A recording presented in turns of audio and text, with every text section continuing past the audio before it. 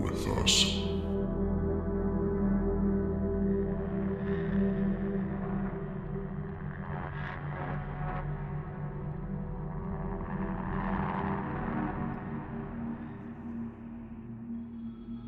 Welcome to the Necromancer Live Show. This stream will begin in time. Thank you for your patience. Grab a drink, sit back, and explore the paranormal with us.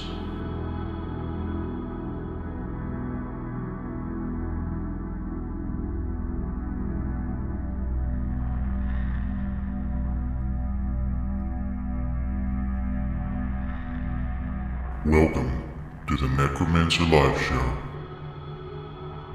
This stream will begin in time. Thank you for your patience. Grab a drink, sit back, and explore the paranormal with us.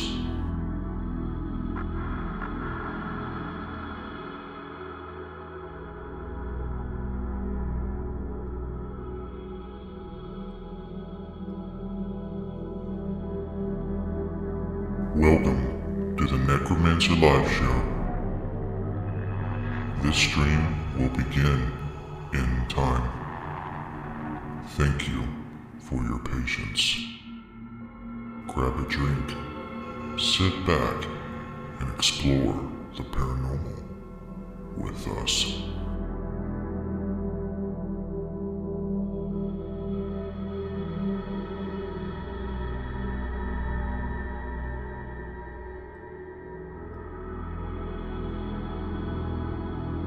Welcome to the Necromancer Live Show. This stream will begin in time. Thank you for your patience. Grab a drink, sit back, and explore the paranormal with us.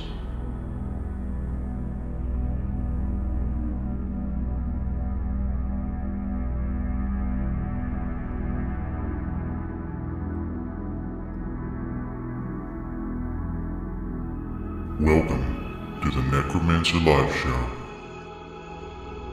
This stream will begin in time. Thank you.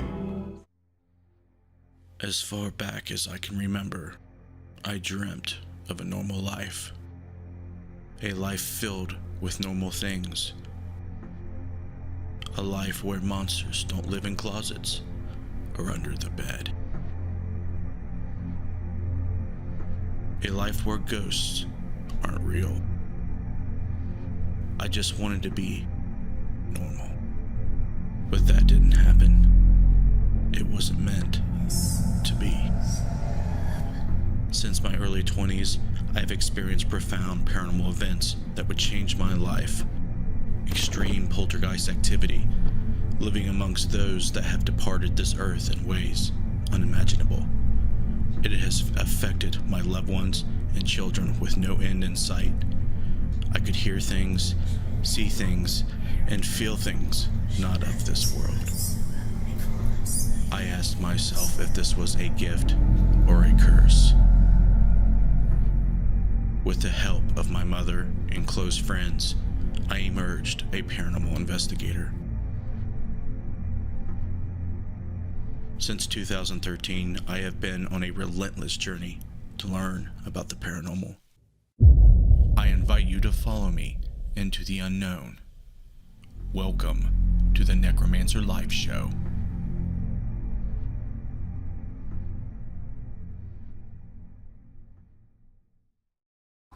Hello, and welcome to the Necromancer Live Show. I'm your host, Justin Brown. Thank you for joining me tonight, and thank you, Missy, for being here. What's up? Not a whole lot. How are you?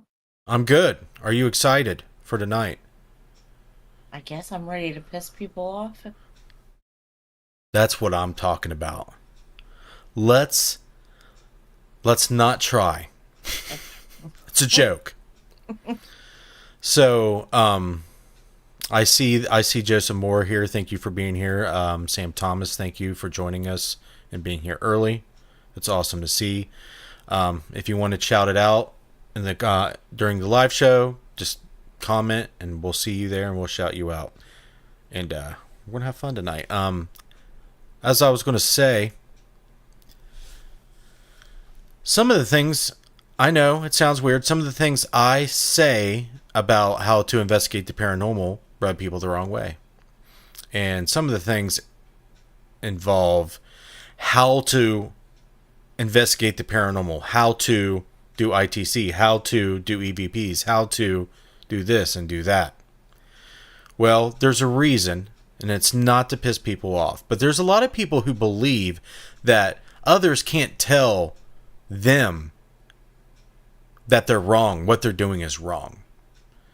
There's a lot of people who believe that there's no wrong equipment, there's no wrong methods. And we're going to talk about it. We're going to talk about why standardizing our practices, our methods, doesn't matter. Why do we do it? Why would we do that?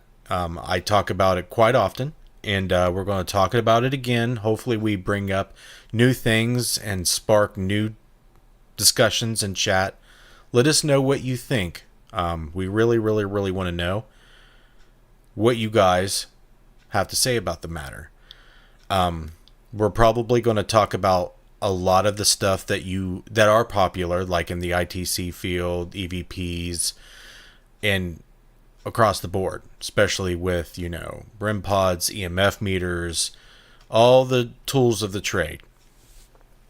And I have said over the years that my main goal is to come up with ways to educate people about the equipment that we use and the certain things that we investigate, that we try to do as paranormal researchers, ghost hunters, investigators, whatever you call yourself.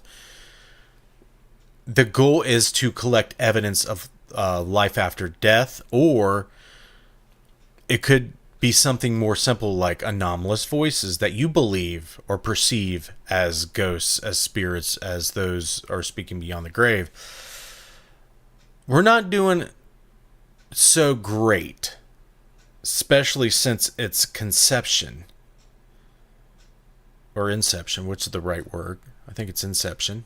I don't know. Can't talk English tonight.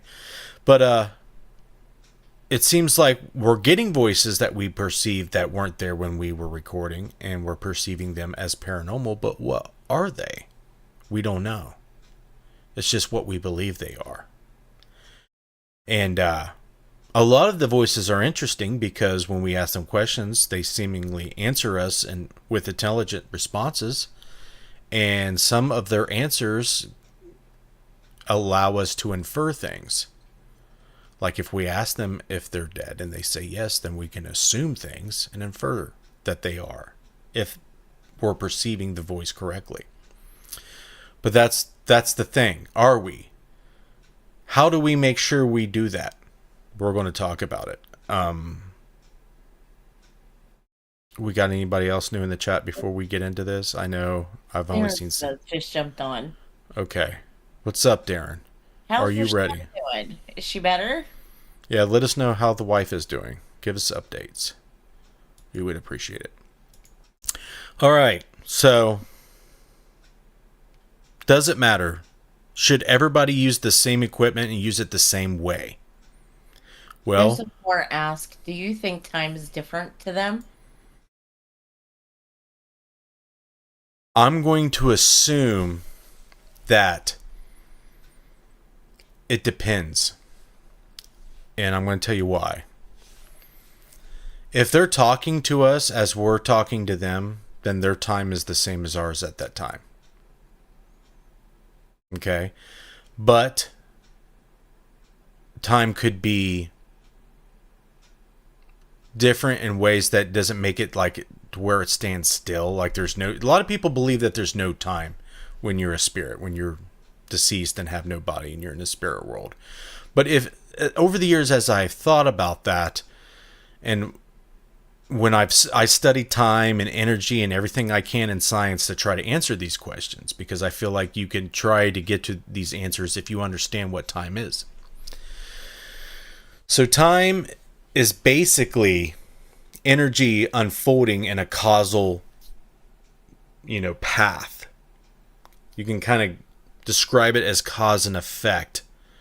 And that time is a dimension that is interlocked and very, very related to spatial dimensions like left, right, up, down, forward, backward. Time is considered the fourth dimension in science, and if you exist materially, you are kind of locked into that time dimension. But there are theories that suggest that spirits or entities can go from beyond that time dimension into our time dimension to do things, to interact with us, to speak to us, and do other things that they do. So it seems like they can travel interdimensionally, time and space. So I feel like time, when they're not interacting with us, is different. I feel like, here's an analogy. If you're watching a movie on Netflix and you're outside of the movie, you can watch it whenever you want to. You can watch it over and over if you want to. You can fast forward it to any part that you like. You can rewind it if you want to watch it again. You can do all these things. But you can interact with the characters in the movie too. You can change things in the movie. You can talk to the characters in the movie. You can do all those things too. So when you're interacting with the movie, you go inside of the movie and do those things. But when you're not interacting with the movie, you step out of it and you can watch it and you can affect it the ways I suggested.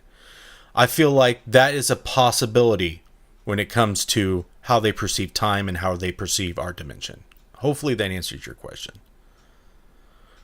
Thank you, Derek. He said he shared everywhere. Thanks, bro. Michelle asked, do y'all record with a handheld when using a box to speak through? If so, y'all ever notice that you hear the voice better in the recording on the handheld than what you're recorded?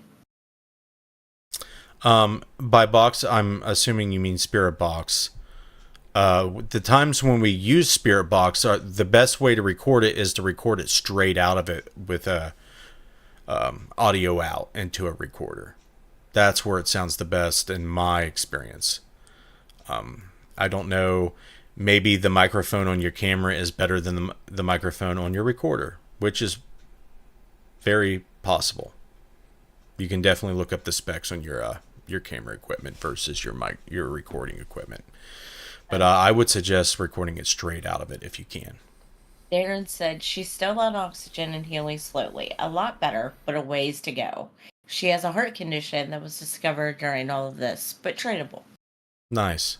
That's great. That's great. Yeah, she's definitely in our prayers and thoughts. I hope she gets better very soon. It is awful when your spouse or any family member is going through that. I can't, but my heart goes out to you, Darren. It's not fun at all. Last year, All right. Dad had the same thing, and they discovered he had kidney cancer, so. Yeah, I remember that. It really stressed you out. Yep. All right, back to standardizing methods. So let's look at other things that we study and research and ask if they do that. Do we, when we're researching things to learn about them, do we use all kinds of different equipment over a group, a large group of people, and then try to compare notes, or do we try to use similar equipment in similar ways? So the best analogs I can come up with are when you study the cosmos, everyone uses telescopes. They use them the same way. You go to the same schools and same classes. And, education, for the most part, is standardized. So when you go to learn about things, there's a standard in which you learn them. And the reason that is because there are, requirements to get certified in certain fields of work. And to be able to go to all these different schools and have the same amount of skill and have the same amount of education that teaches the same things, you basically have to have a standard in curriculum and education. So it's not like all over the place.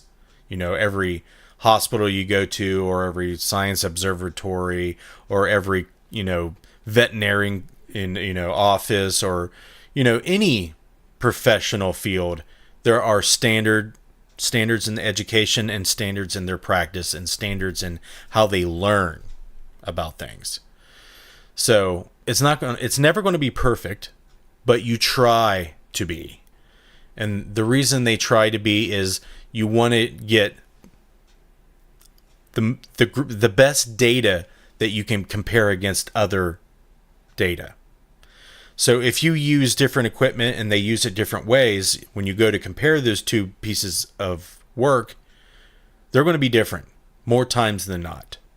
All right. So you're really working against yourselves if you're not standardizing the equipment you use and how you use them and the education that's available to learn about this equipment and learn about the methods to learn or research or investigate whatever you're doing.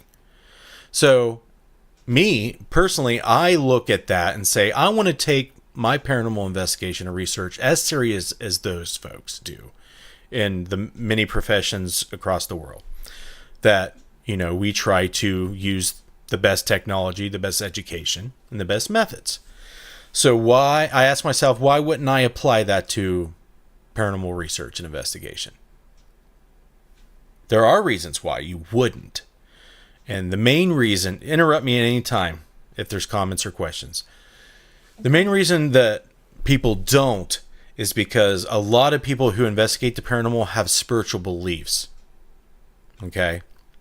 Everybody does to some degree. Some may be very good about keeping their beliefs stowed away so they don't affect their research. Some, their beliefs affect basically everything that they do. So if we talked about the ones to the far right, their beliefs affect everything that they do. If they feel like this one recorder or this one thing that they do gets the best results, no matter what you say, no matter what you do, no matter what you show them, they're not going to change their mind because they are biased about how they're doing it and what they're getting and how they're perceiving it based on their beliefs. And that is normal. What? Sam had a comment. Oh. She said, I feel our energy brings them to life as well. There's a lot of energy put into spirits as well as religiously too. Okay, so that's something that I feel like is a thing. But I feel like when we're dealing with that type of phenomena, the best way to understand it and to research it, investigate it, is to have somebody else doing it while your energy is working with them. The reason that is because you could be psychokinetically affecting your equipment and your environment when there in fact is no spirit presence there.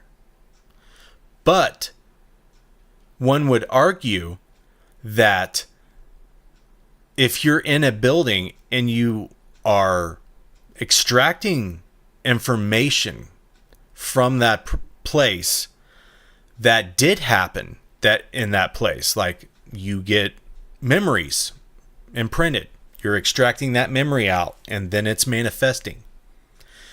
That is different than just a completely 100% constructed manifestation out of your mind, like the stuff you bring in. Okay, so like an archaeological dig. If someone comes in, digs up the ground, finds stuff in the ground that was there physically, and brings it up, and it's now exposed to where you can learn about it. I feel like that is a lot of times what psychics and empaths can do, especially PK agents. They can extract or dig up what's already there, but it's not active. But you can make it active. That is something that is looked at in parapsychology a lot. And but I want to make distinctions between what could happen with when you're dealing with your energy interacting. Joseph Moore asked, "Do you believe we will ever get to a standardized way?" I feel like if it's in public schools, and if there was enough research, interest in the science fields that are, stimulated by our economy somehow, yes. But as of now, no. Now there's private sectors that do it. Some may be somewhat successful, some not successful at all. We learned about that with the stuff that the government paid for out at Skinwalker Ranch. I forget the millionaire out there that did the whole thing with Skinwalker Ranch, and they spent trillions of dollars, or millions of dollars rather, a couple $1 million, $22 million to be based on my memory. We did a show on this, and they didn't find anything. Wasted taxpayers' money. So private industry, yeah. Shannon said, "Just observing matter changes matter, but that's why methodology is so important." Yeah, when you're looking down to the subatomic level, sure, it definitely changes it. But when you standardize methodology, you want to be able to replicate. And the reason why you want to replicate your result is that the more you can replicate it, the more you can know about the mechanics of it, how it works, how it arises, how it manifests, how it comes to be, how it can be predicted. So, Hi, Dylan. As Shannon stated, it's something that we want to do because those are the things those are the answers to the questions that we all want to know about. So that doesn't matter. Well, it just depends on your intent and your pursuit of what you're after. That's why it would matter to me and many others that I speak to. Sometimes I'll go months without actually talking to somebody that cares about anything that I want to do. I know Missy would like to know, how she can do the things she can do and why things happen the way they happen. But when it comes to intimately knowing, she really doesn't care. But sometimes she wants to know things. And I think that's the norm. If you look at the paranormal community and just the normal community, people want to know if there's life after death. People want to know that their loved ones that have passed are still, conscious somehow. So those things are important to basically everybody that I've talked to. I'm sure there's people out there that don't, but the mass majority do. So people in the paranormal field can help answer those questions, even though the majority of people don't want to do the work to figure it out. I don't want to do the work to figure out how to cure cancer, but I would jump for joy if they found a cure that they would want to market and, put into the medical field to cure cancer. That's just an analog. So, yeah. Hi, Christy. Christy Brown. I don't think we're ever going to know until we go. In my belief, what's crazy, Sam, is that a lot of people who are deceased don't know they're deceased. That may be more normal than you think. So, think about this. A lot of people who are unconscious and asleep don't know that they are. And when they're dreaming, they don't know they're dreaming. So that could be true about being dead. Shannon said we have to standardize it to create a universal language and have measurable data. But then gatekeeping happens. You have to have people that are willing to challenge the Paradigms. paradigms. That's how progress is made. Establish standards, advance knowledge, then challenge that knowledge to refine our understanding and come closer to the truth. Yeah. I mean, there are cons to allowing higher powers control over how we standardize and how we pursue these things. I mean, we really can't do anything about it, right? So there are gives and takes with this. But if everything's crowdfunded and, you know, there's para-unity happening, we wouldn't necessarily need the higher powers dictating a lot or mandating a lot of things, but the resources required to do a lot of this research are astronomical. So that's why, you know, the government and, you know, rich private sectors would get into this, you know, because obviously we need money. How else are you going to do it, right? It sucks, but it is what it is. So yeah, standardizing how we do things. How are we going to do that? So I haven't heard anybody in the chat oppose this. But what if I told you and the people in the chat that what you're doing with your equipment is wrong and you should do it this way? What would you tell me?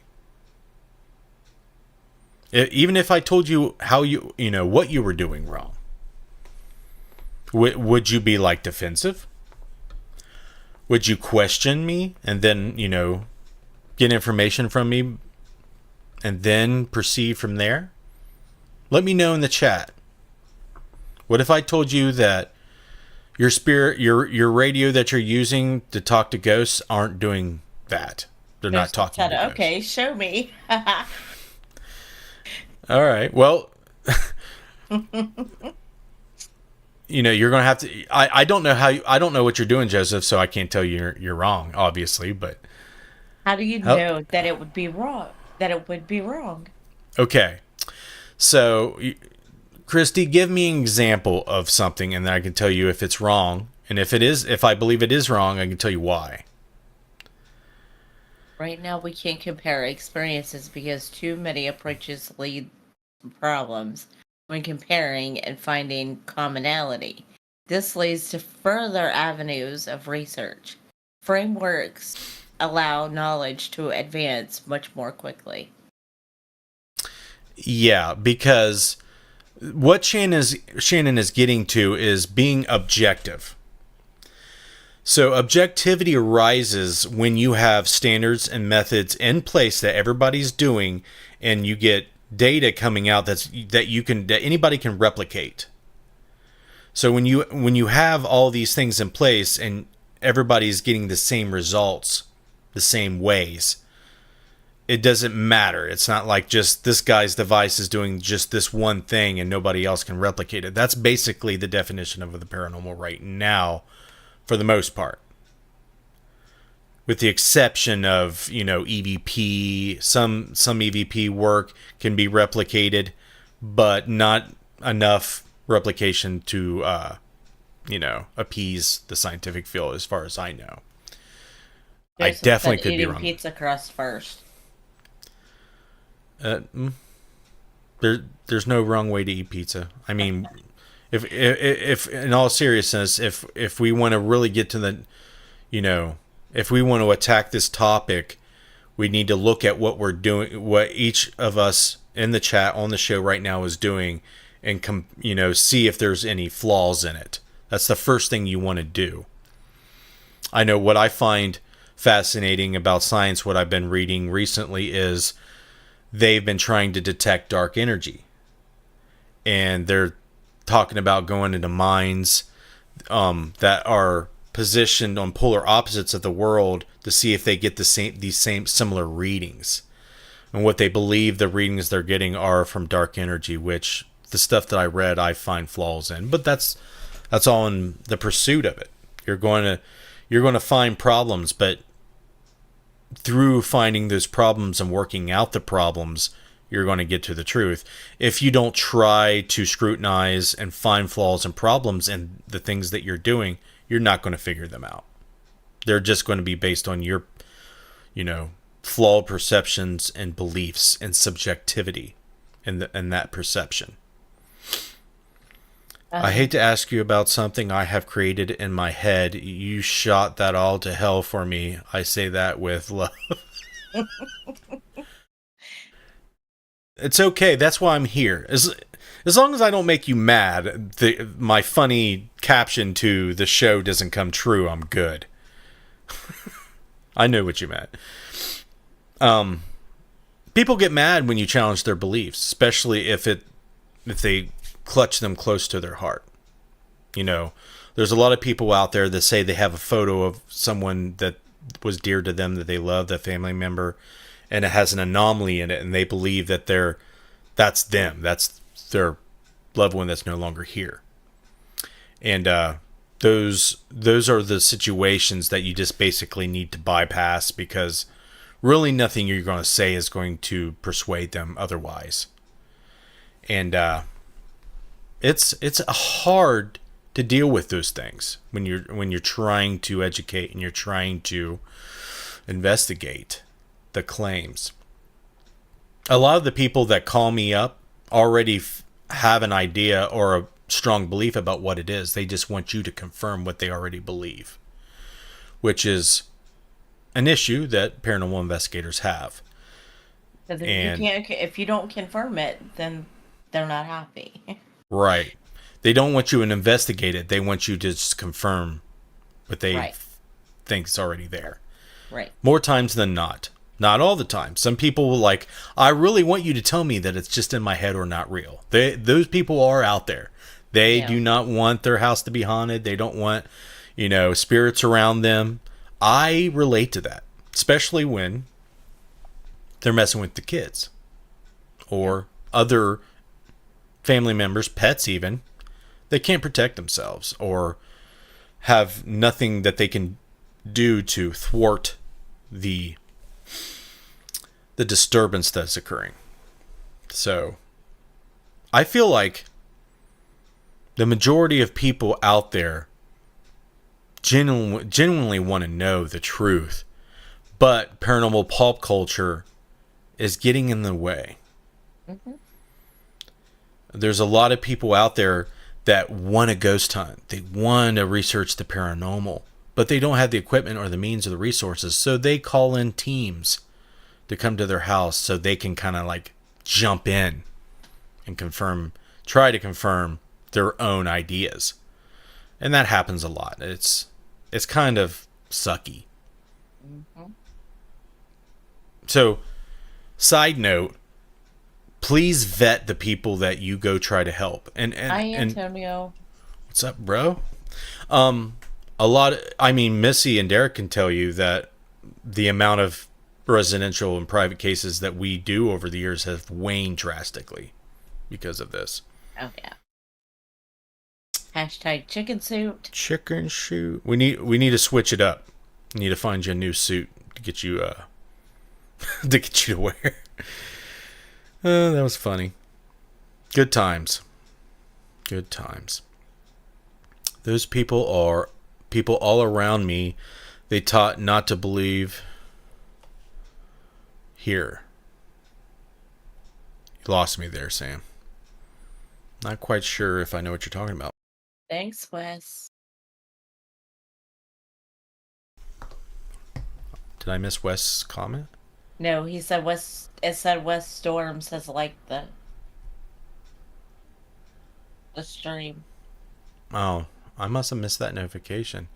It was just on the screen. It was. Oh, it was flashing on the screen. Yeah. Okay, I just replayed it. There we go. I wasn't paying attention. Second, remember back at the jail. I'm not going to be able to go. we're not going to be able to go. Sorry, man. But next year I do want to go. I want to link up. We need to figure out what place that is our priority to go. It'll probably either be Penhurst. For me, it would be Penhurst because I really, really want to go there bad. That would be cool. Let's go. Because just watching video from there, I know that stuff. It affects me. Like I can really, really psychically tune into those places. No, man, we won't be able to come. Nope. I know. Darren said that we were on the list. Yeah, definitely won't be able to come. And I mean, I really don't see. You're so sad now. I'm sorry, man. I'm sorry. Yeah, the main reason for me is, since I'll have vacation. Well, the Saturday night, I won't be able to stay somewhere up there. Right. And getting up there and so on and so forth. And I got stuff going on during that week and weekend. It's just not going to work this time, unfortunately. But I definitely want to go somewhere next year with you and the team. Dad has to have a procedure the day before, so I won't be able to leave that weekend. What's he having done? He is having a colonoscopy done, but they think that he's bleeding somewhere internally, so I don't know. That don't sound good at all. Yikes. But one doctor says he might be bleeding internally, and the other one says that that's just how it is now because he only has a half a kidney on each side, so I don't know. That sucks. They're trying to figure it out. Yeah, it sucks when two people are saying different things, doesn't it? Two different doctors in the same, yeah. Yeah, I don't know if I like that. I would not like that at all. I don't like it at all. But I can't do anything about it, so. I know. So, what stuff can we pick apart the easiest, Missy? Name one thing that people cherish when they investigate or use a lot. What comes to your mind first? Cat balls. Huh? Cat balls? Cat balls. All right, well, accelerometers with LED lights when the accelerometer is triggered. They're made cheaply overseas in China. But orbs. That's a good one too. Yeah. Pareidolia photos, orbs. So we'll start with cat balls and then we'll go to pareidolia photos. So the main problem I see with cat balls is there's no way to see if there's false positives. If they just go off on their own, there's no way to know if that's paranormal or not. That I know about. That I've seen. There could be setups and ways to use them absolutely to reduce the amount of false positive potential. But when they are going off anonymously, you could also be doing it with psychokinesis too, which is, I find, an increasing problem with certain people, especially myself. Because what I found myself doing is draining batteries, setting off equipment. Like, Missy, all those times where the REM pod was going off and I yelled at it to startle it and stop it, I'm questioning now. Okay. because I do not know if it's me doing it. It is very possible that it's me doing the whole thing. Because when we're doing those sessions, the crazy sessions that we had, I am asking it to do things, and my thought process and belief is already that there is something there that can do it. It's not like we were just chilling, minding our own business, not even focusing on it, and then it went off. Mm-hmm. And then we went over there and did some experimentation or a session with it, and then it continued to do it. Mm-hmm. None of that's really happened that I can in recent memory that I know. Like the times they kind of go off, we figure out somehow that it's most likely a false positive. Mm-hmm. But I don't know. What do you think about that before we go into the whole orbs and photo thing?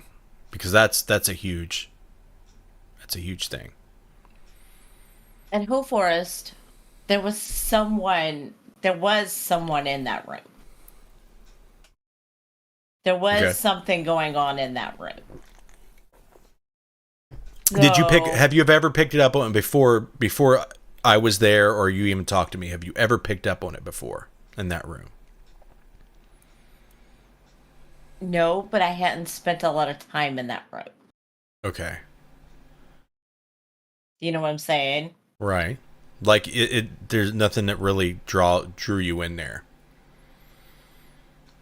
When I went up there, Missy, it was like a huge magnet. I went directly into that room. Right.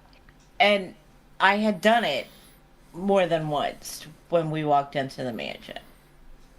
Done what? But went into that room. Mm-hmm. Like, I marched upstairs and went right in there. You just didn't know why? I just didn't know why. Because I didn't know why at first at all. I had no idea. Right. But as I was sitting in there with our tour guide and she was talking, I started getting things. Mm-hmm. Which it helps. It's not like, psychics know all the information. They kind of need a lot of help sometimes, to be fair. They need help. And they need kind of like guided by a guide. Christy said, when you were asking it, I said to myself it was going to, and then it did.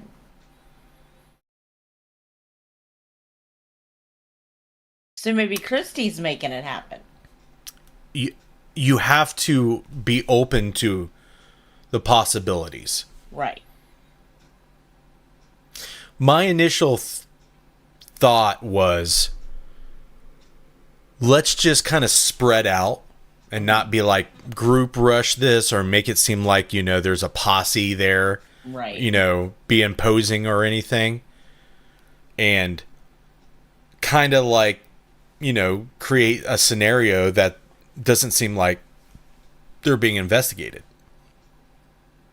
And it worked. Something happened. We should take those pieces of equipment and test that possibility out. That's going to be difficult, Derek, because I feel like if it is PK, it needs to have a structure to where the belief is that there's a haunting. I feel like if you just sit at REM pod there and thought about it going off, wouldn't work. I don't think it works like that. But we definitely could try. At Thornhaven, it went off, you yelled at it to stop, and it stopped. Oh, that place, it was going off as Derek and Josh and I were going up through the upstairs. Right. So that time it was different. You weren't paying any attention. And at Fairfield County Infirmary, you weren't even there when it was going off. Yeah, Derek had said that it was. Right. But not up there. Right. It was going off in a different area.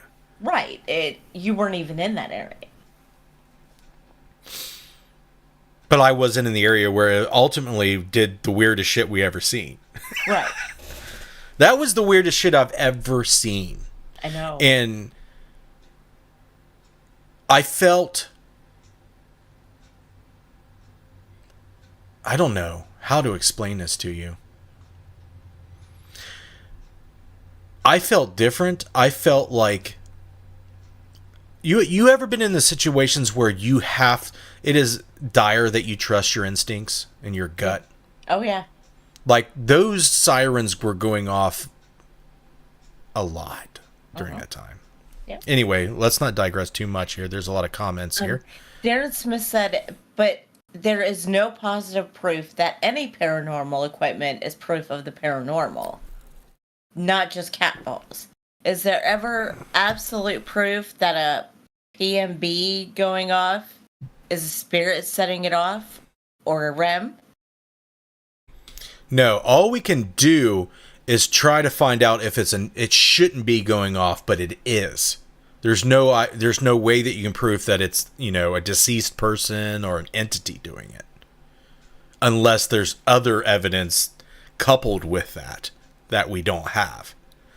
But you are correct. Said, I definitely disrupt electronics. Statistically, it is very improbable that the many times I've experienced technical disturbances, running a statistical probability program to calculate the degree of significance of your confounding factors, i.e. PK from investigator, can help us look at the observation with degrees of probability assigned to what we observe.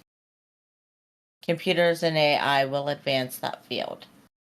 Well, they've already have tests that with micro PK, and what they mean by micro PK is, if you watched our show with Lloyd hour back, they take random number generators, most likely from the particle decay.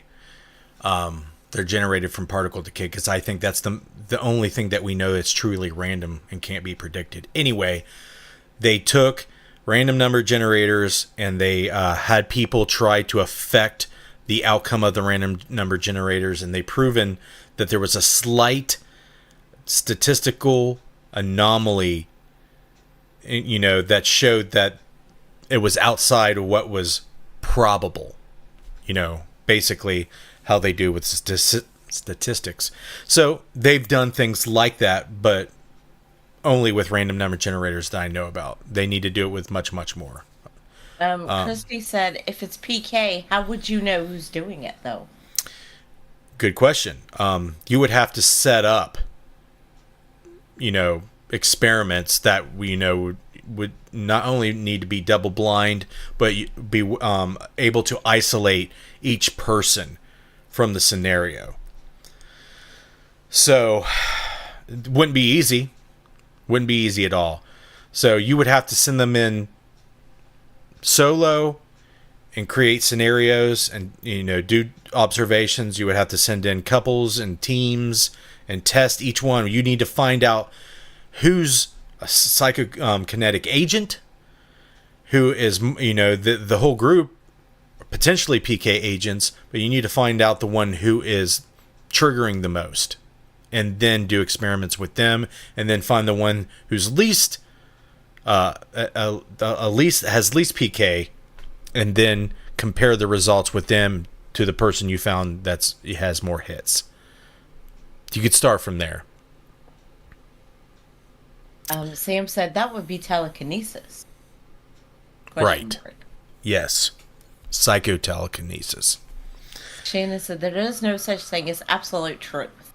In science, there are always assumptions being made as you design your research.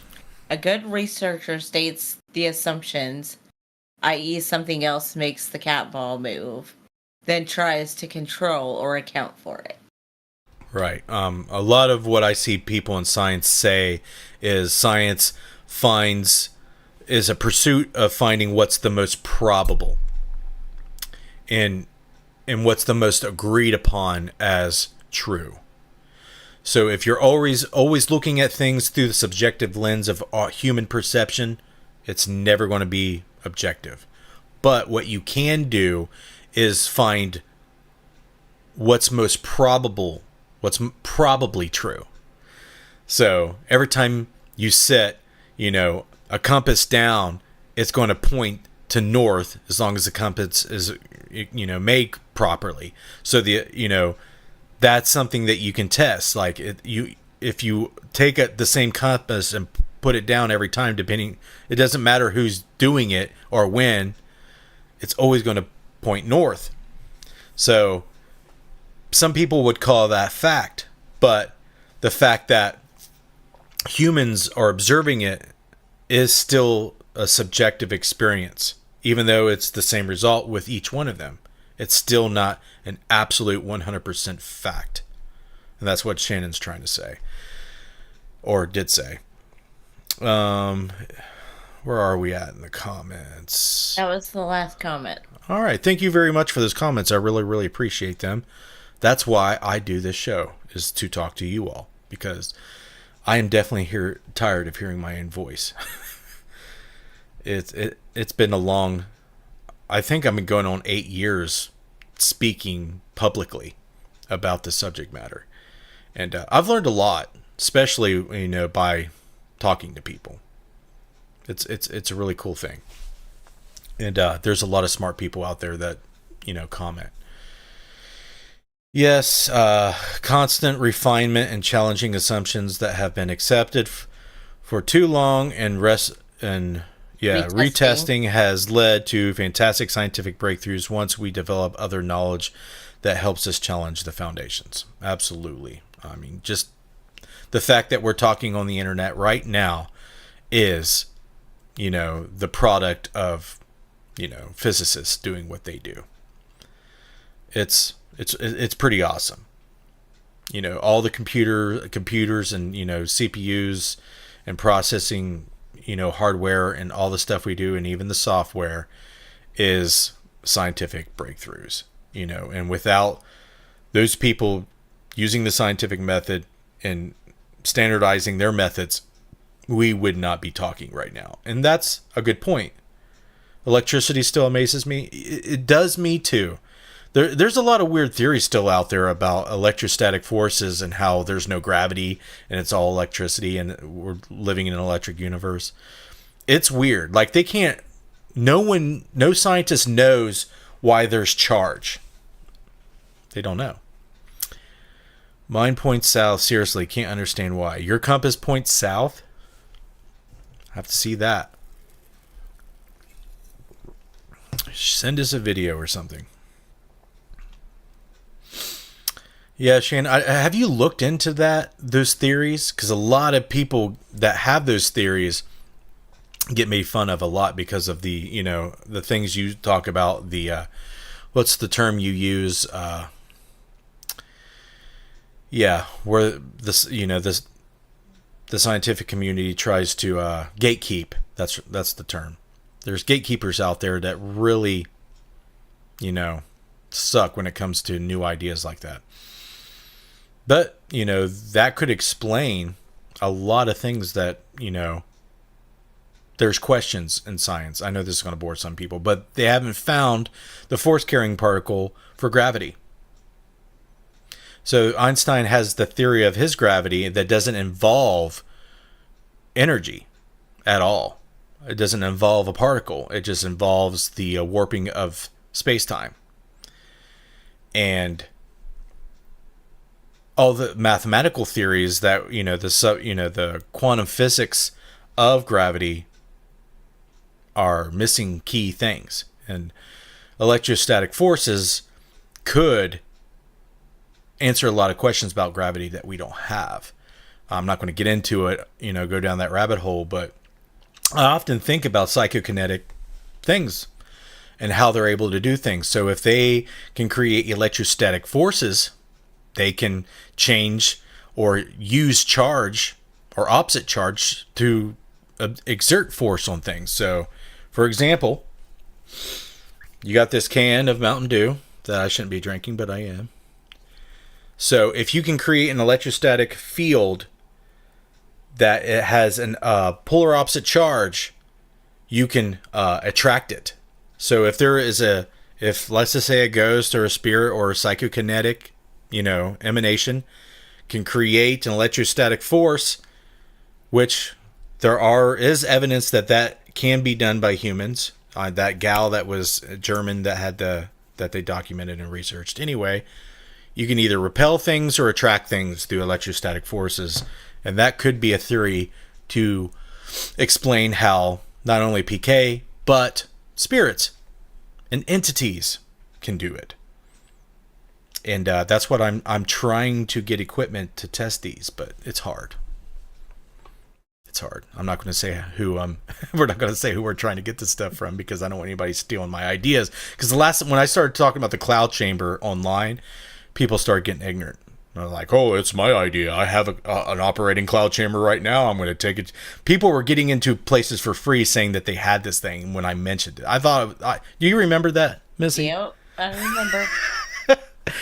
And there's people out there who's like, "Oh, I can build this cloud chamber, no problem." I'm like, nope, no, you can't. It's really hard. Yep. It's not easy. No shit, will do. If I can locate it, I'll run into it. Only not looking for. Yeah. Shannon said, if it makes everyone feel better, many drugs we don't really understand how they work mechanically in the body. We just observe the effect. We don't understand fully how Tylenol works.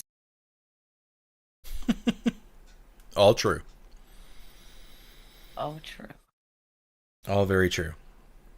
Yeah, there's a lot we don't understand about the mind and the body. You know, it's because it's such a complex thing. And, you know, a lot of the difficulties understanding the body is having people to study while they're alive and dead. I mean, now that we have access to cadavers, of course, we can learn a lot, but having an alive brain or a live body just to do all these random mad scientist things to them, it's not exactly possible unless, you know, there's evil people out there doing it, which I'm sure they are. But that's our roadblock. And it's but we call it science because we have a framework. That's right. It's science. It's totally science. But hey, as long what I find very, very fascinating. I listen to Neil deGrasse Tyson a lot because he does a lot of historical research on like major science projects. And I've seen debates online that he does with other scientists. And the fact that he has learned and teaches that most of the huge scientific things that we have embarked on is because of the industrial military complex or involving some type of money from governments. So if you look at NASA and the space race, that wasn't because we wanted to know what was on the moon and what's in space. It's because we wanted to beat the Russians. Point blank. And, you know, look at the nuclear bomb. Look at all the other stuff that our government has poured money into for scientific breakthroughs. It's not because we want to be smart. It's because we want to kill and be on top. So, I find that interesting. I find, you know, I just think it just sheds light on the priorities of governments. I mean, the major powers are all very similar, but they try to, you know, use propaganda and deception to make us think that they're the good guys and everybody else is bad. Let's just face it. If you are a major military power in this world, you've done a lot of bad things. But of course, some of those countries are probably worse than others. I don't know. It's hard. It's hard to know what to believe anymore. Things are scary out there. But here in a minute, we're going to take a break. I want to go back to Antonio's suggestion about photos and orbs. It amazes me every day that the photos that you see with claims of paranormal things in them, even aliens and UFOs, not just ghosts, boggles my mind. Like, Orbs in photos. Like, how can anybody in this day and age believe that an orb they captured in a photo or video is paranormal? I don't know. I don't know the answer to these questions. I do. I'm reluctant to accept that people are so biased and entrenched in their own beliefs that they can't let go. Oh my God. She's talking about genetically modified babies. Yep. Do you want to read this? He said, we now have babies modified DNA with CRIPR tech. It was so unethical. Dude was trying to give the babies resistant to AIDS. Now there are babies that will pass down those changes to offspring, and we have zero idea what it will do. Some think at least one baby had enhanced mental capacity. Scientists went to jail, and his research was retracted. Can only find tiny bits of his scientific papers. Wow. Just imagine what's out there and we don't know about. Horrific shit, crazy shit, maybe even awesome stuff that's been, repressed. Right. A bunch of evil shit going on today. I have no doubt that you're right. I told Penelope she was outside. She was down the sidewalk. And usually I yell, doors open. And she comes running toward the door. But I hadn't opened the actual back door. I only opened the screen door. And I yelled, Penelope, doors open. And the door opened. And she came running. It opened by itself? Yep. Uh-oh. When did that happen? About 2:30. Today? Mm-hmm. You don't think she pushed it open? She was around the corner. Oh, so she was nowhere near it when it opened. No. And the wind didn't open it. No. Yeah. I hear you, Christy. Loud and clear. I think so, Sam. Guy build the first flying saucer. There have been documentaries that suggest that, but I don't know if it's true. I'm gonna go to the bathroom. I'll be right back. We're actually taking a break, so you are definitely got good timing. Don't go anywhere, guys. We're going to play the Deadlight promo again. I know. Hopefully soon we'll have some more video content to release to you guys. I don't want to play old stuff because most of you guys have seen it before, but don't go anywhere. We got another half a show to talk about things that will piss people off. Don't you worry. We'll be back in about 3 minutes.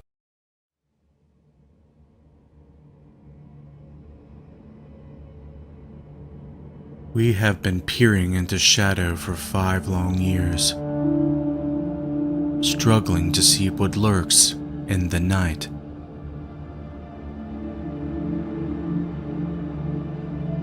Working from the ground up and collaborating with hundreds of paranormal investigators, we have been able to develop a product that not only became the best night vision illuminator on the market, but became the last light that our customers would purchase for the rest of their lives.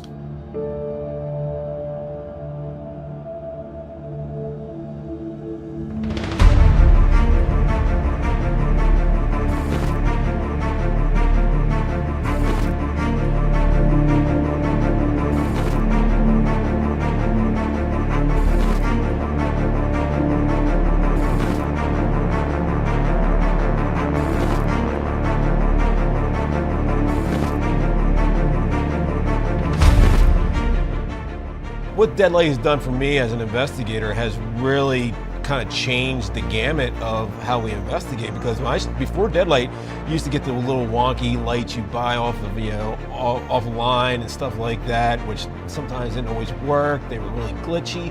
You guys sent me some Deadlights. I used them for Paranormal Warehouse. We did some filming for Epic Haunts, and I'm blown away.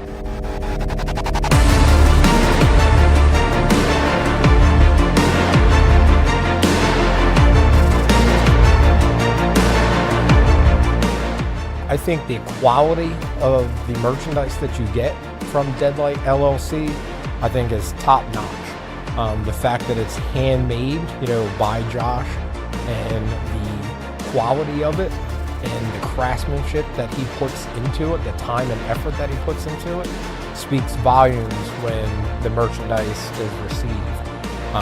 The fact that he honored all of his work, pretty much lifetime guarantee to, fix it if something goes wrong, I think stands out too. The quality of the product and the customer service is top notch.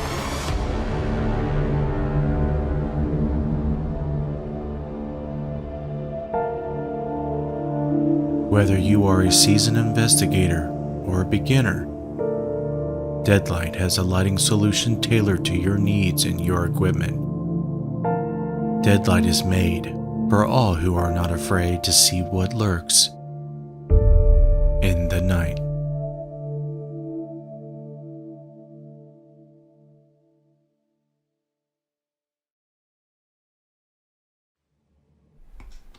Welcome back, Missy. Welcome back, everyone. Hi, Josh Bender. What's up, Joshua? I take it you had a safe trip. Where did you tell me why you went to Illinois again? I forget. For training, for work. Oh, that's right. See, I don't even know. I'm so clueless about what's going on with everybody. You would have known if you had been on the call Saturday. Yeah, me and Christy and the kids we were shopping and hanging out and doing stuff. Sorry, I have a family. I usually don't get to see them or talk to them hardly at all. Missy works. The bear rug yet? It would be cool to have a bear rug, but I wouldn't own one. That's a little... I don't know. Maybe I would. Did you read the comments under her Christmas tree post? And the picture of the Christmas tree? Not all of them. Josh thought it would be cool if you were laying on a bearskin rug in front of the Christmas tree. That's right. I read that. And I posted the bearskin rug that was on Amazon. There better not be a bearskin rug headed to my house, Missy. I'm not posing. Ain't nobody in your house gonna pay $53 for a bearskin rug. You've paid more for shit. Yeah, less important shit. There's no. He has no clue, Missy. I know. I got it. But no, there's not a bearskin rug on his way to your house. Yeah. Yeah, when something breaks, you come crying to me, but then you want to talk shit about social media and what I do and don't know. I see how it is. I'm seeing it live. Oh well. Orbs. Have you ever seen orbs with your eyes, Missy? No. I have. Twice. And that's it. All the other orbs I see are in photos. You want to know why they're there? Why? There's this thing called particles in the air? Optics. Optics. So what I mean by optics is things are either in focus or they're not in focus. Things are either close or far away. And things are reflecting light or not reflecting light. These are the optics we're going to talk about. So the light enters the lens. And there's this focal point where everything's sharp. And if you go towards the lens and out of the focal point, it'll get blurry. And there's this thing in photography called bokeh. So bokeh basically is out of focus blurry stuff. And what cool bokeh is lights that are out of focus. They look like big orbs. If you know anything about photography, you want to get cool light bokeh in your background because it looks cool. Especially at night when there's different color lights. If you get them to blur out, they look like big, fuzzy, translucent balls. of light. So you get dust in the air, you get hair, cobwebs, what have you, fibers off your clothes, just all kinds of shit float in the air. If you just smack your pillow and put a bright light on it, you're going to see it. It's everywhere all the time. But you really can't see it because of the optics in your eyes unless there's certain situations that arise, like bright lights. They reflect light, especially if you're shining a lot of light at it. Right? Mm-hmm. Right. So, the dust and the airborne particles get close to your camera lens, and the flash or the video light that's there, the infrared illuminators, what have you, are shining really bright on it because it's really close to the camera lens and it's out of focus and it's blurry.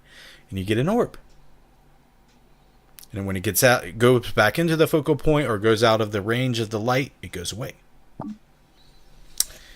And hence, there are anomalies that aren't paranormal that people believe they are.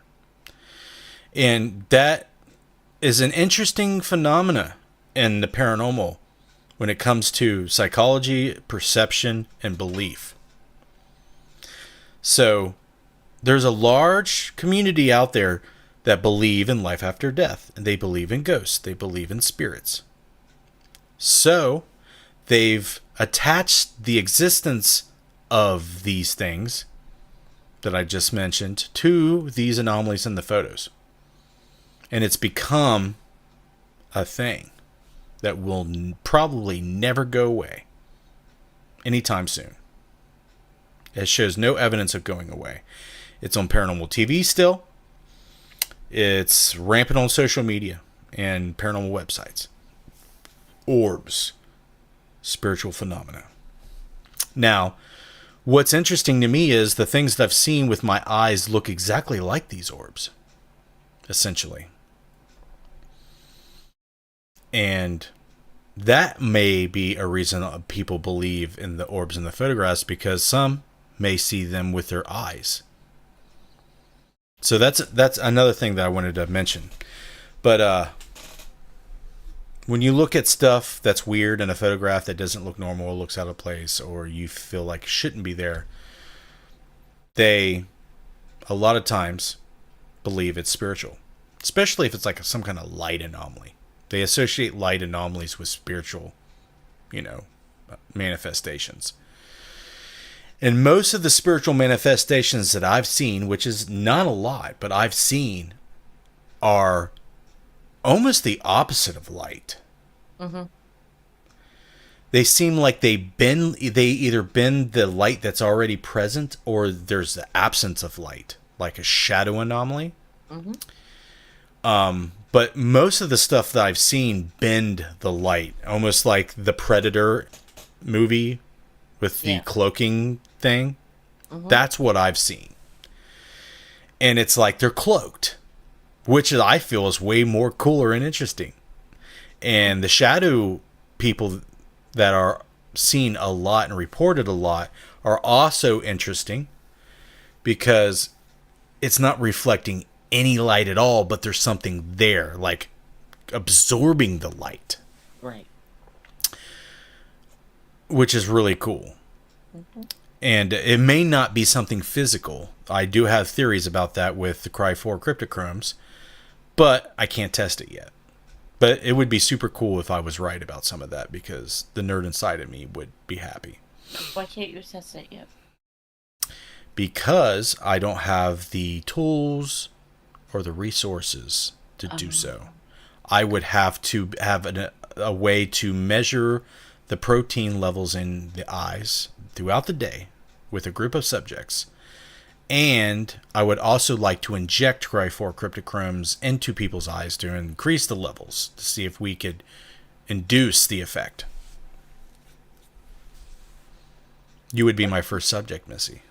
Would you let me inject proteins into your eye, please? No. You see my problem. Yeah. You see, I have a problem. I don't even think Christy would let you do that. Absolutely not. No one in their right mind, unless they're crazy, would let me do that. I wish you took my physics with me. You would have loved the lab. I definitely would. Ew, no way. LMAO, Christy said. No. There would probably be adverse and unhealthy side effects right away from it. I would have to figure out how the balance and the right procedure and procedure to do it safely and without adverse side effects. Because I'm sure it would fuck up your vision almost immediately until I figured out the right levels and the right way to administer it. And there could be ways to just increase the levels naturally by supplementing, some type of food or chemical into your body, which would be a lot less invasive than injecting it. But what would this do? Like, what is the end game? The end game is, so science has relatively recently found out that birds, animals, insects, even humans, use the magnetosphere to find true north and use that to navigate for migration. And some animals use it to find food. Like foxes hunt things underground and find food. Yeah. Magnetically. And it's also researched that humans do it too. That's just not widely known as much as animals because it's more ethical to, lab up some animals than it is some humans. Right. That's just the main reason why. So the theory is that at the right light levels, the Cry-4 cryptochrome, there's a quantum effect that allows you to see a shadowy overlay where the magnetic lines are. So you can see the magnetic lines. So if paranormal anomalies and entities are magnetically, they have, EMF associated with them, in theory, you're going to see them in certain lighting conditions with Cry-4 cryptochrome proteins, just as animals and insects do. So instead of seeing the magnetic field of the Earth, you're seeing the magnetic field of the entity. And it would appear to be shadowy. So my theory is that the shadow anomalies that people are seeing are due to lighting and Cry-4 cryptochromes. And another thing that makes me believe this is when I first saw my weird, predator-like anomaly, it was during a dim lit lighting. And when I turned on the light, it disappeared. Okay. So there could be a protein in the eye, specifically Cry-4. CRY4 cryptochrome. Look it up, Missy. Read all about it. It's on the interwebs. I know you won't, because you have other things to do. But you, too, could be creating paranormal theories of your own if you read and you researched and you had a curious mind. You, too, could sound cool on the internet. Or not. I'll just laugh at you. I mean, Christy said, if I go blind, go for it. LOL. She wants to be blind. I guess. Shannon said, we hypothesize about compounds, then use a computer to decide when how to go further. We use the computer programs to predict physical reactions, but we don't know enough about the body to make it 100% effective. Have you seen the fields of cows all looking one direction for hundreds of acres? They're sensing something they can't possibly see, but they're clearly looking at the same thing. I haven't heard about that. Let's do a quick Google search, I guess. Cows looking the same direction. If you look out into a field, you may notice that most cows or deer are facing the same general direction when they feed. Well, there is a reason for this. In the same way that birds have an instinct telling them to fly south for the winter, cows and deer tend to face north when they eat or rest. So this is why she's probably referencing this based off of what I said. You know, there is a magnetic sense, whether it is visual or just a sense, you know, something in their body to say, hey, something's over here. Right. Yep. It's like a hive mind type of thing with it when it comes to a group or herd or flock. You know, just a group. There is a bunch of cool phenomena that you see with groups of all animals, including humans, when it comes to this. It's very, very interesting stuff. Very, very interesting. A water view explaining magnetic alignment in animals. So, we'll take a look at this. Is this a video? Oh yeah, sure it is. Shannon said, "Yeah, it's hard because you bring up stuff and I can't text quickly enough." Oh, We'll go my back. bad. It's fine. Memories here. My favorite, however, is about love. Let me get past this ad. Speaking of love, Grizz Cat They won't let me skip it. 18th.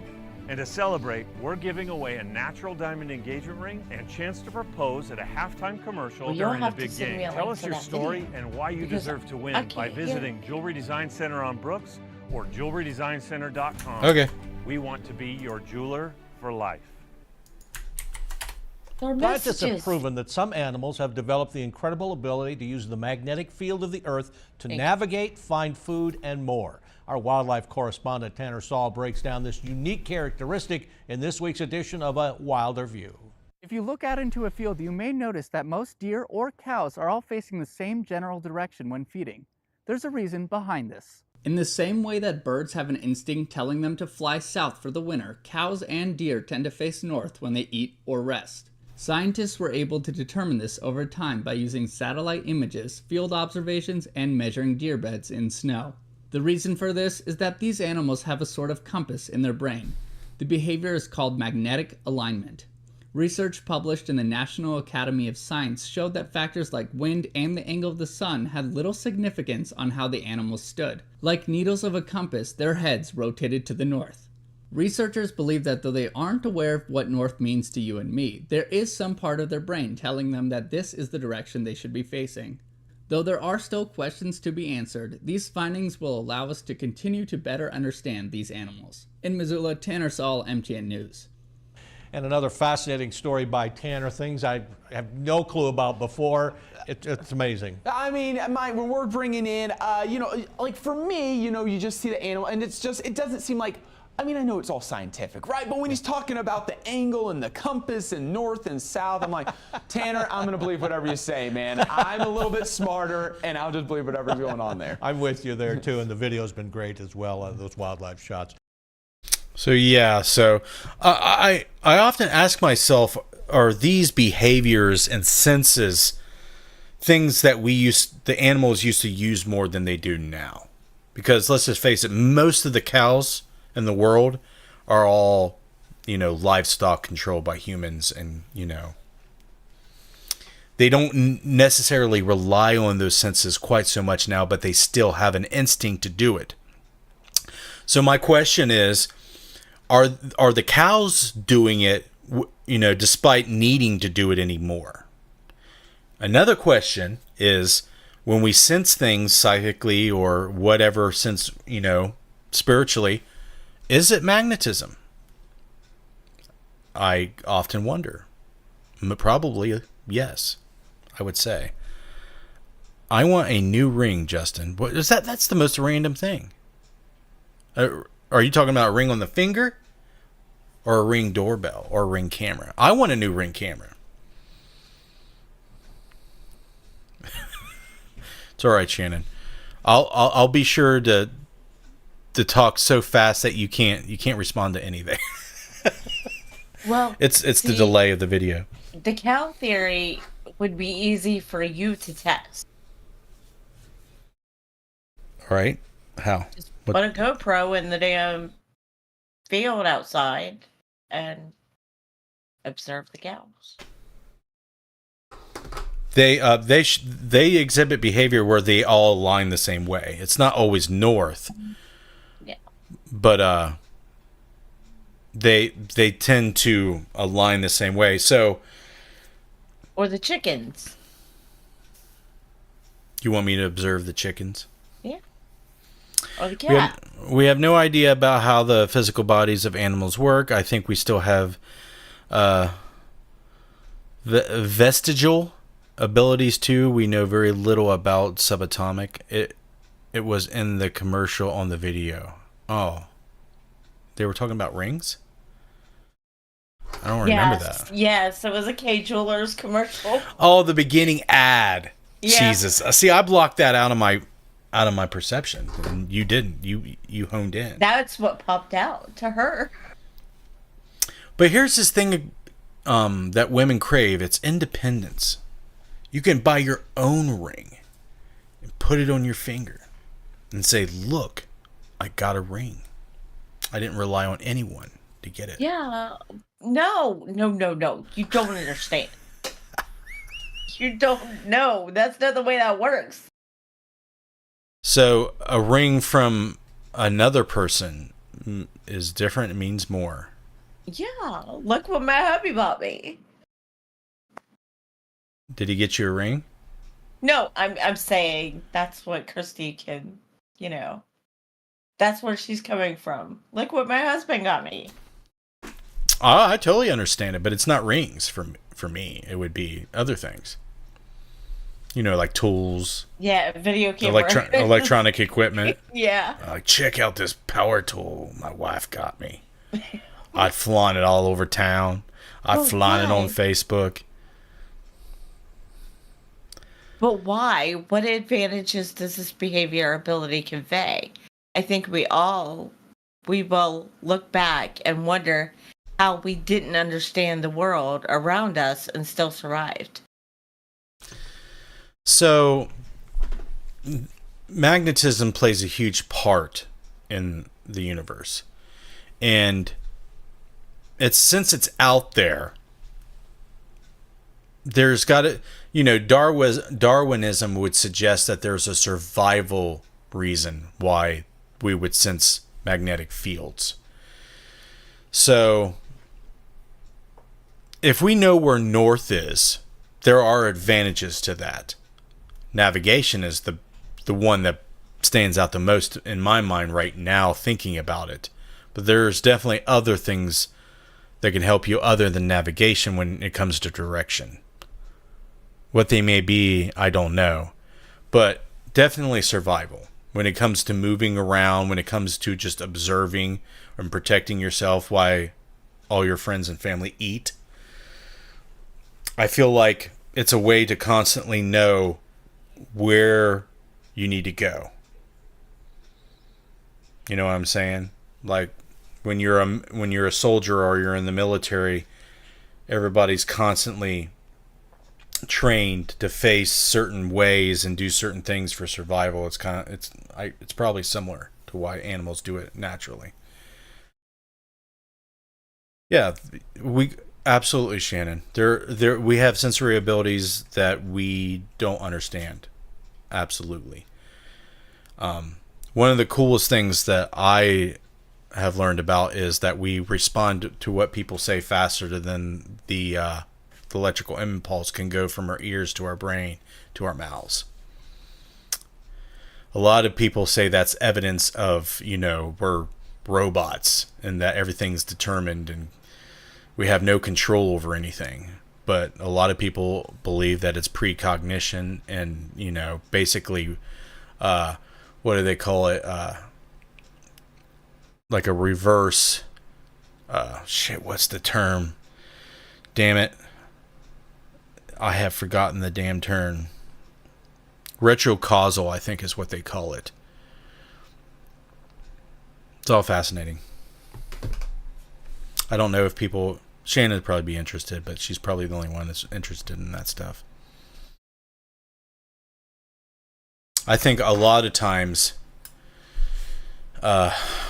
people who claim to be psychic or feel like they're psychic or perceive something that they're experiencing as psychic is a normal function of the brain. Like, it's not paranormal at all. But what's difficult is a lot of people that believe and claim that they're psychic, but they're not. At all.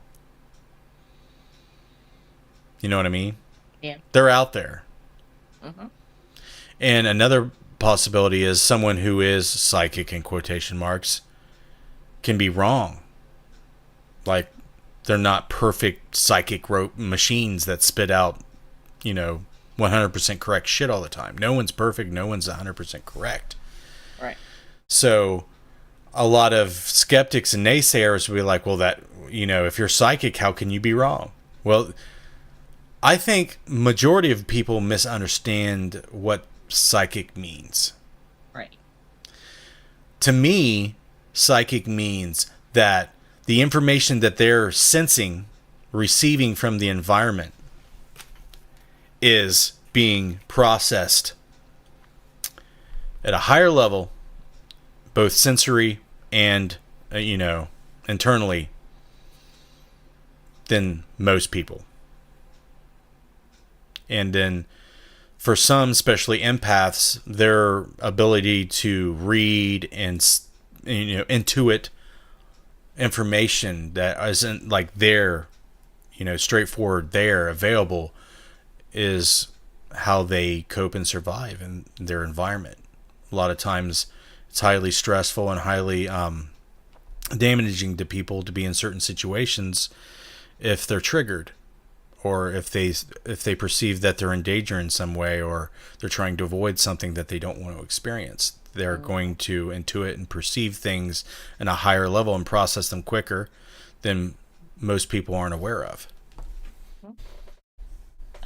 Shannon said, we estimate we can only observe 2% of the bacteria that we interact with as tools develop. Hopefully we can observe more. We can't document because we have developed the tools, but we know that they are there because of the observed effects. That's interesting. I didn't know that. And then she said, I think the paranormal is a lot like microbiology, still in its infancy. Good night, Joseph. Yeah, man. Thanks for coming on the live show, man. Appreciate you. You have a good night. So, some hints, hopefully I get to the point where I can start putting out material to help people become better at the stuff they record that they want to keep and have, looked at. Some tips that I always throw out there is, if you record something on an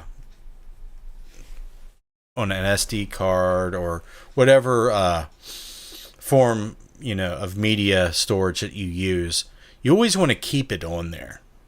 And the reason I say that, because when we're talking about the photos and stuff, it reminds me of how easy it is to fake things and alter things.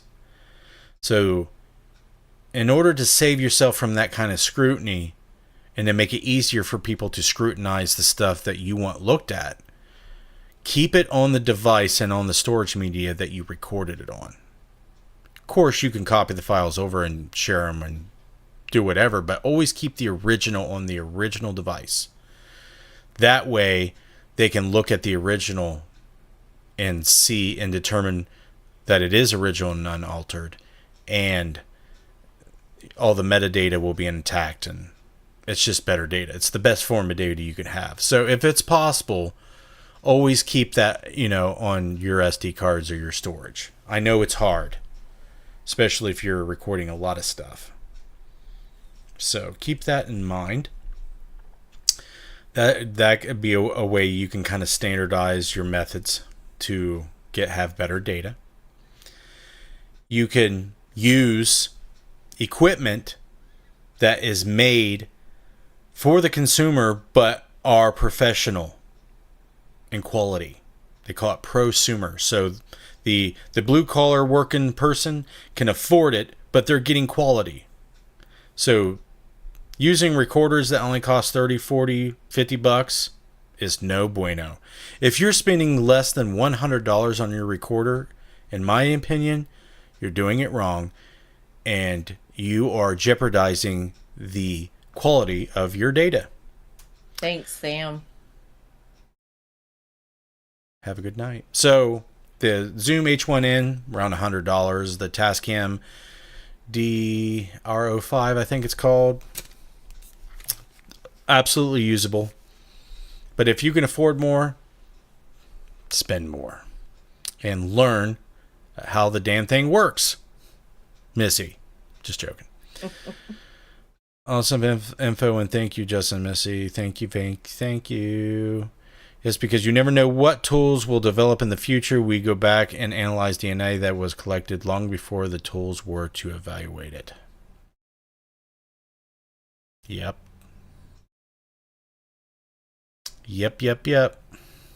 Makes me think about how the pyramids were built. You have the pyramids on your... They're like stuck in your brain. Yeah? Yeah? I think about them all the time. I know.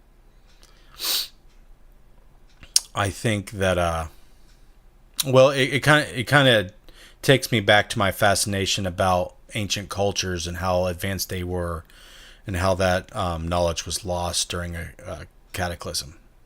Mm-hmm. We need to do a show on that. I don't know if it's paranormal, but I love talking about it. Yeah, they are. The research that I've done is that the ancient cultures that are lost to us, like, Atlantis, Lemuria, and Mu, those major civilizations were isolated off of mainland. Atlantis being, in the Atlantic Ocean, Lemuria being the Pacific, and Mu being in the Indian Ocean. They were advanced civilizations, but their knowledge was cut off from most people in the world. And those people were less civilized. But there was a major catastrophe. Most of the historical records and mythos say it was a flood that done us all in ultimately. Of course, there was ice ages and meteor strikes and earthquakes and tsunamis that did a lot of damage. It was the worldwide flood that done the most. And in the stories and the myths, there's always people from the sea coming and sharing knowledge.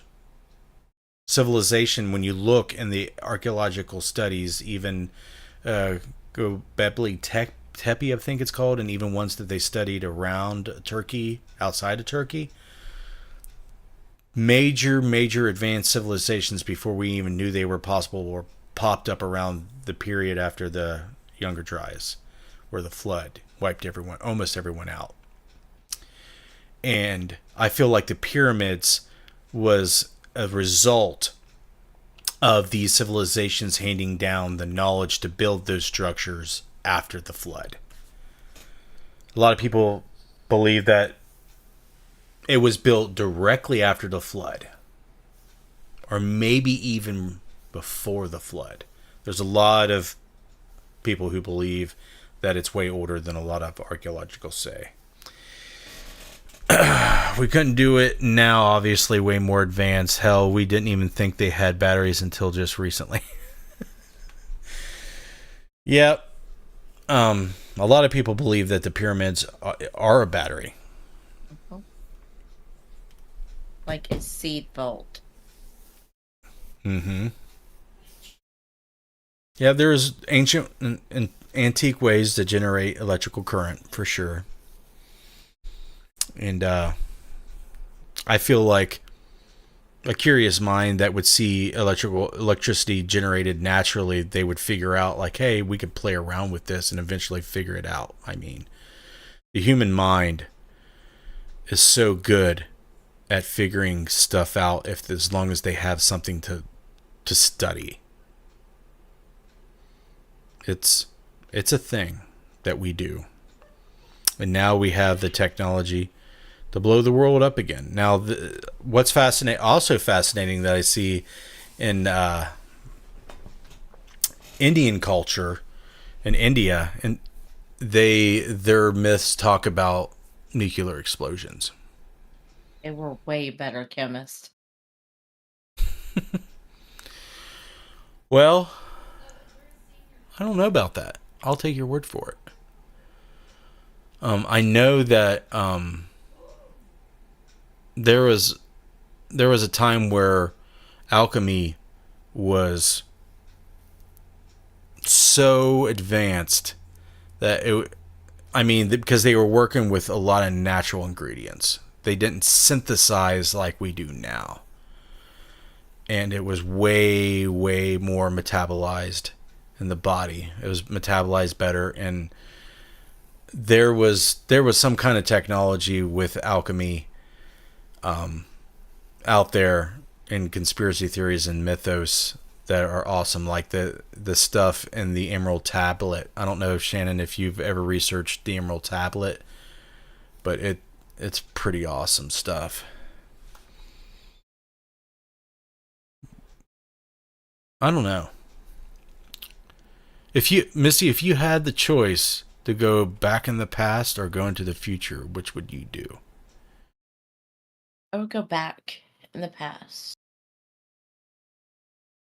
How far back?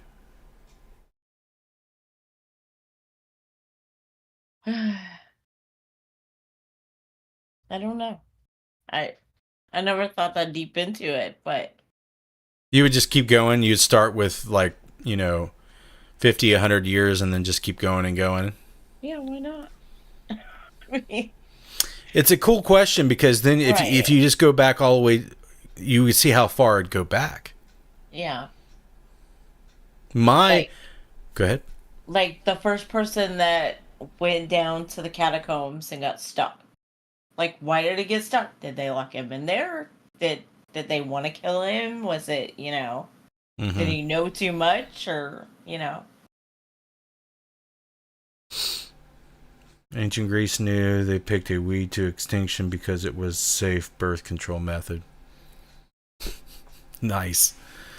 Yeah, there's a lot of stuff that came out of Greece that I feel like that was handed down from an even more advanced civilization before the Great Flood. There were certain civilizations that got the information and passed it on better than others, for sure. Well, I feel like naturally the cataclysms that pop up we don't have anything to do with. If you look at the meteor showers that are going on right now, like in the November period, I forget what they're called, but basically we're going through this huge comet debris that we believe that was a huge comet that broke up, and essentially we're in this debris field. There's huge chunks that in antiquity have hit Earth and caused some major damage. So we're constantly going through this debris field, and we're in constant danger of actually hitting something big. But I was just that post about the Serpent Mound. There's a lot of people believe that it's not a snake and eating an egg. It's actually a comet that they have observed striking the planet near there, because there's a crater like right there near where the Serpent Mound is. Can we go there? Is it closed? I think it's closed. Let's look.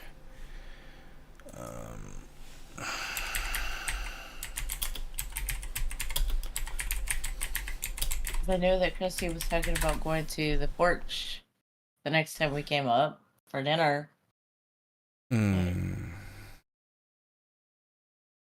So visit accessibility.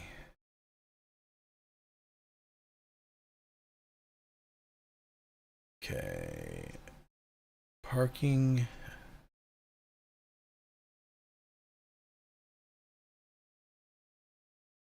Education, preserving home, get involved in research. Events and let's just go back to hours. Seasonal general visitation hours 4/1/23 to 11/20/23. So it has not closed yet. It doesn't close until the 20th. So it says closed Mondays, Tuesdays to Saturdays, 10 a.m. to 4 p.m. Final entry at 4 p.m. Gift shop closes at 4:30. All visitors depart by 5 p.m. So it will be open until 4. We can get in as long as we're there by 4. We would have a half hour. But if we got there like right as you got there, it'd be about a 30-minute drive. So we could go and be there for a couple hours. Okay. If you really want to.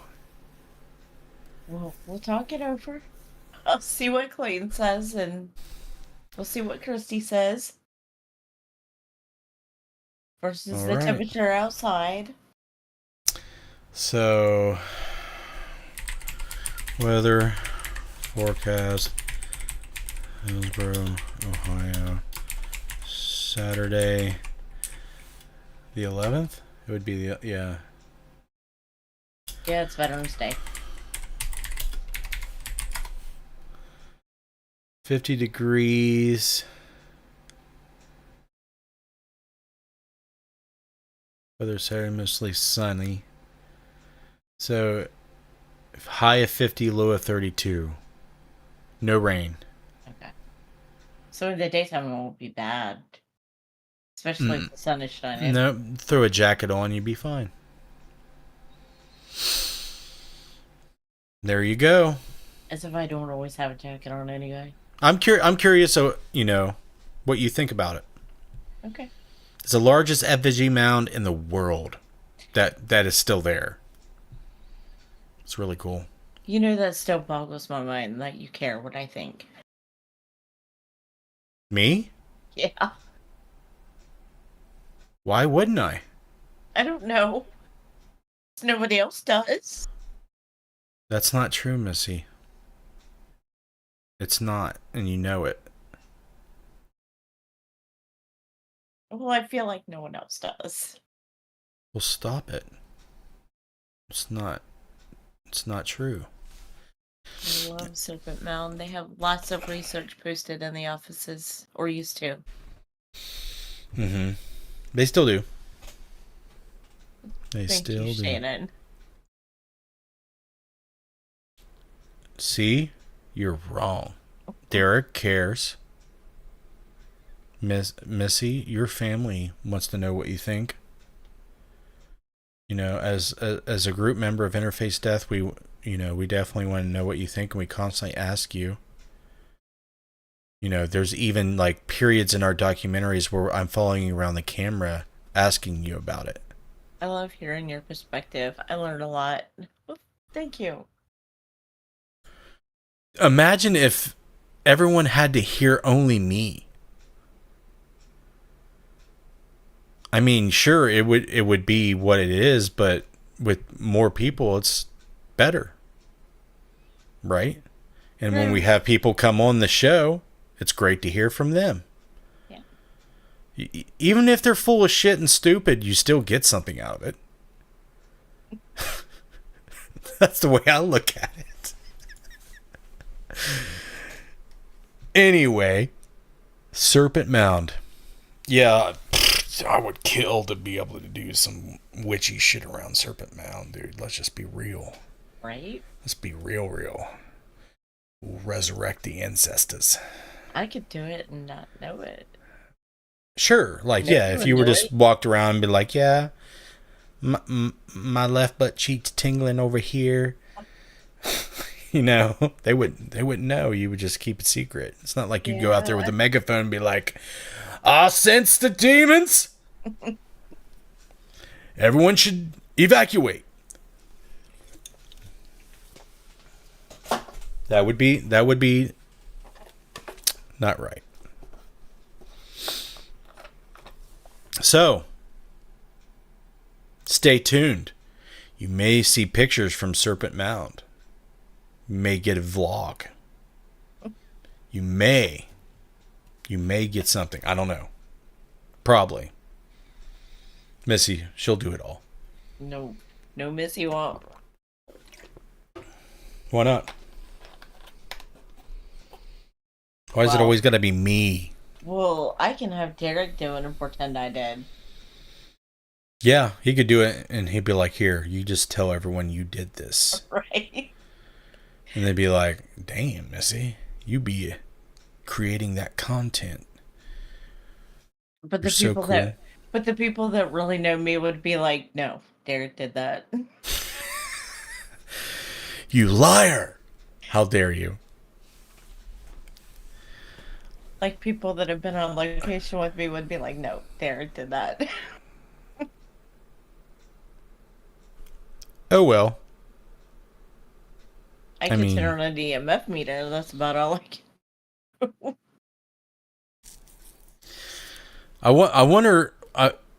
we probably need to read the rules. I know you can't go on the mound, obviously. You got to go on the path, and